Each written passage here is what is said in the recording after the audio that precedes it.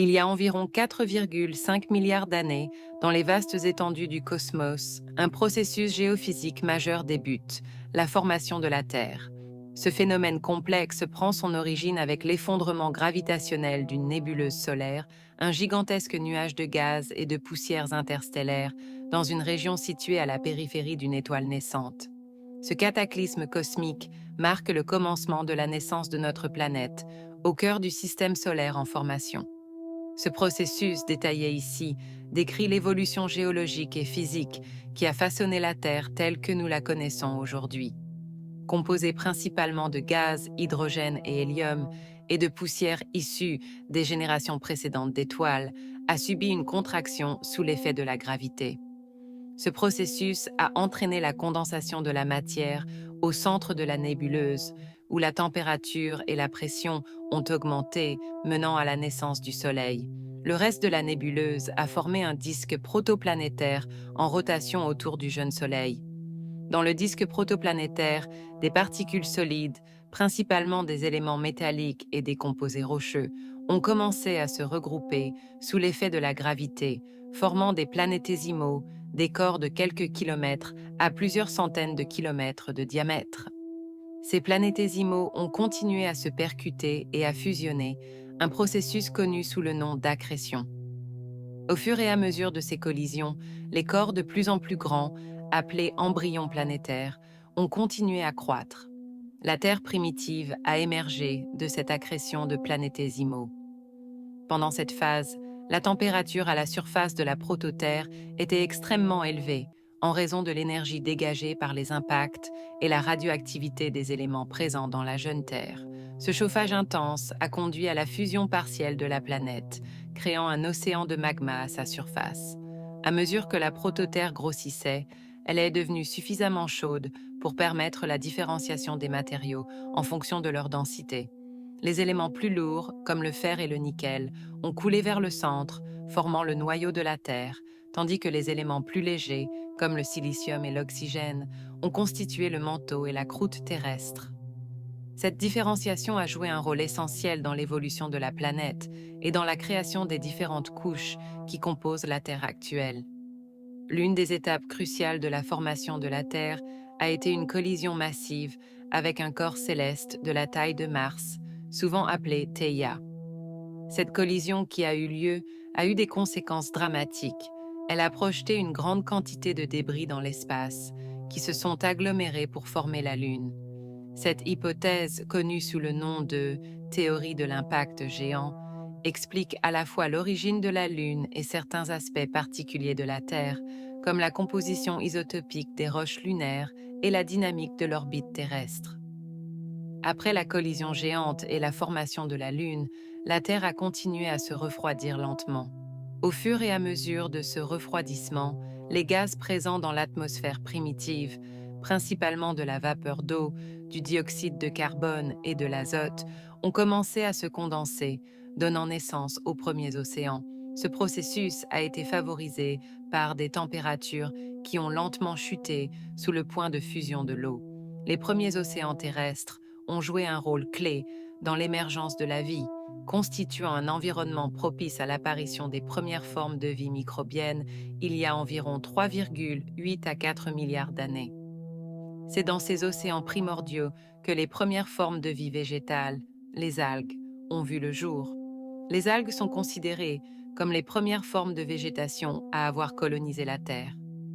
Ces organismes aquatiques, qui se sont développés dans les océans primordiaux, ont joué un rôle crucial dans la production d'oxygène et la formation des premières bases de la chaîne alimentaire. Bien qu'elles ne soient pas des plantes terrestres au sens strict, les algues sont des ancêtres directs des plantes terrestres. Les premières algues multicellulaires ont été des algues rouges et brunes. Elles sont apparues dans les mers peu profondes où la lumière solaire pouvait pénétrer, permettant la photosynthèse. Ces algues ont continué à se diversifier, fournissant des nutriments essentiels à d'autres formes de vie marine et, plus tard, à la transition vers la vie terrestre. La composition chimique de la Terre a évolué au fil du temps. Les éléments chimiques présents dans le manteau, par exemple, ont été redistribués lors des processus géologiques, notamment l'activité volcanique et les déplacements des plaques tectoniques. Ces phénomènes ont contribué à la création d'une atmosphère de plus en plus riche en oxygène, à mesure que des molécules comme l'eau et le dioxyde de carbone se combinaient et interagissaient avec la surface de la Terre. La formation de la Terre est le résultat d'une série d'événements cosmiques complexes et interconnectés, allant de l'effondrement d'une nébuleuse à la naissance d'une planète différenciée, en passant par des impacts massifs et l'émergence des conditions nécessaires à la vie. Cette évolution, marquée par une série de catastrophes cosmiques et géologiques, a façonné la Terre telle que nous la connaissons aujourd'hui, une planète vivable dotée d'une atmosphère, d'hydrosphère et d'une géosphère en constante évolution. Mais selon certaines croyances religieuses et spirituelles, la Terre n'est pas le produit de phénomènes cosmiques ou d'une évolution naturelle, mais résulte d'une création directe par un être suprême ou une divinité. Ces conceptions varient considérablement selon les traditions religieuses, mais elles partagent l'idée fondamentale que la Terre, ainsi que l'ensemble de l'univers, a été créée selon un dessein divin, souvent dans un but spécifique. Voici un aperçu de la façon dont différentes croyances perçoivent la création de la Terre par un être suprême. Dans les trois grandes religions monothéistes, le judaïsme, le christianisme et l'islam, la création de la Terre par un être suprême est un élément fondamental de la cosmologie religieuse. Ces traditions partagent une vision similaire de la création, bien qu'avec des différences dans l'interprétation et les détails. Le judaïsme enseigne que Dieu a créé le monde en 6 jours, comme l'expose le livre de la Genèse dans la Bible hébraïque. Selon ce récit, Dieu a d'abord créé la lumière, séparé les cieux et les eaux, formé la terre et les océans, puis peuplé la terre de plantes, d'animaux et enfin de l'homme, fait à son image. Ce processus de création se termine par un jour de repos, le 7e jour, qui est sacré dans la tradition juive. Dans le christianisme, la Genèse constitue également la base de la compréhension de la création. Les chrétiens croient que Dieu a créé l'univers ex nihilo, à partir de rien, et que l'humanité a été placée sur Terre pour remplir une mission divine, souvent vue comme la gestion et la préservation de la création. La vision chrétienne de la création de la Terre partage des points communs avec celle du judaïsme, mais avec des ajouts théologiques, notamment en ce qui concerne le rôle du Christ dans la rédemption du monde. L'islam adopte également un récit similaire dans le Coran, où Dieu Allah est décrit comme le créateur de l'univers et de la terre. Le Coran mentionne la création de la terre en plusieurs étapes, chacune d'entre elles étant l'œuvre d'Allah. Bien que la version coranique ne spécifie pas toujours le nombre exact de jours, elle souligne que la création était le résultat de la volonté divine et que l'humanité a été placée sur terre pour adorer Allah et vivre selon ses lois. Dans ces trois traditions, la Terre est perçue comme un lieu unique et sacré, créé par un être suprême, avec un ordre cosmique précis et une signification spirituelle profonde. La vision biblique et coranique de la création de la Terre par un être suprême va au-delà d'une simple origine matérielle. Elle implique un dessein divin et une relation spirituelle entre l'humanité et Dieu. Dans l'hindouisme, la création du monde et de la Terre est perçue à travers un cycle cosmique éternel de création, de préservation et de destruction. Selon les textes védiques, notamment le Rig Veda et les Puranas, l'univers est créé par le dieu Brahma, le créateur. Cependant, contrairement à une vision linéaire de la création, la conception hindoue est cyclique. Le monde est sans cesse recréé puis détruit avant d'être reconstruit. Brahma est le dieu responsable de la création, mais il ne crée pas ex nihilo. Au contraire, il organise l'univers à partir de la matière primordiale, le prakriti. L'univers naît à partir de la dissolution précédente, dans un cycle infini de naissance et de destruction. En ce sens, la Terre fait partie d'un grand cycle cosmique dirigé par des divinités multiples, dont Vishnu, le préservateur, et Shiva, le destructeur, qui jouent un rôle central dans la gestion du cosmos. Ainsi, dans l'hindouisme, la Terre n'est pas seulement l'œuvre d'un seul être suprême, mais fait partie d'un processus divin plus vaste, où plusieurs divinités collaborent dans un équilibre cosmique. Cette vision de la création met l'accent sur l'harmonie et le renouvellement constant de l'univers. De nombreuses cultures autochtones à travers le monde ont leurs propres mythes et croyances concernant la création de la Terre, souvent centrés sur des forces spirituelles, des ancêtres ou des êtres surnaturels.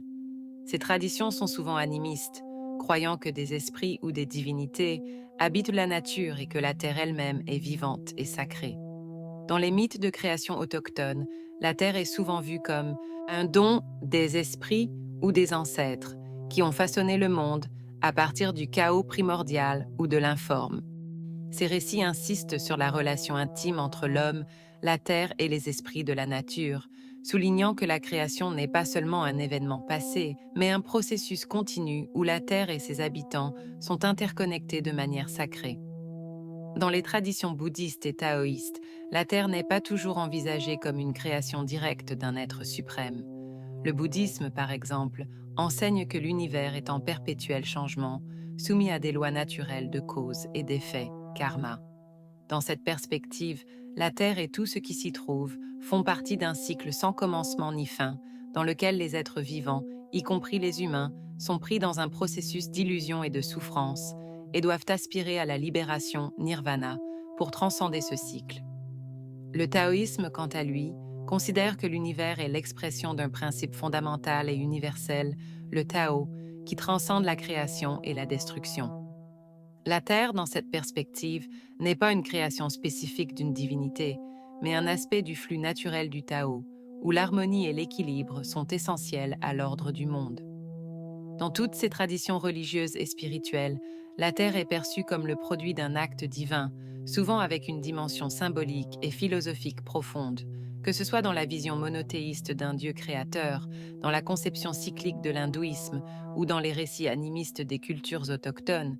L'idée d'une Terre créée par un être suprême reflète un désir fondamental de comprendre l'origine du monde et la place de l'humanité dans un ordre cosmique plus vaste.